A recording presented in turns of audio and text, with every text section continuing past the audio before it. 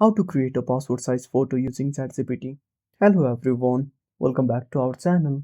So let's dive right in without wasting any time. Also make sure to watch this video till the end. So first of all, open up ChatGPT on a device. Now simply log in into your account.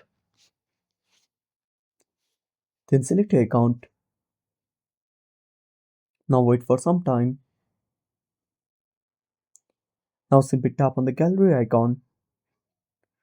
Then select photo or camera. Now select the photo and tap on done. Now type the prompt, create an image in passport size format for standard documents. Then tap on send. Now it will take some time, so you might have to wait for a few minutes. Now simply tap on the image, then tap on save. And that's it. Thanks for watching.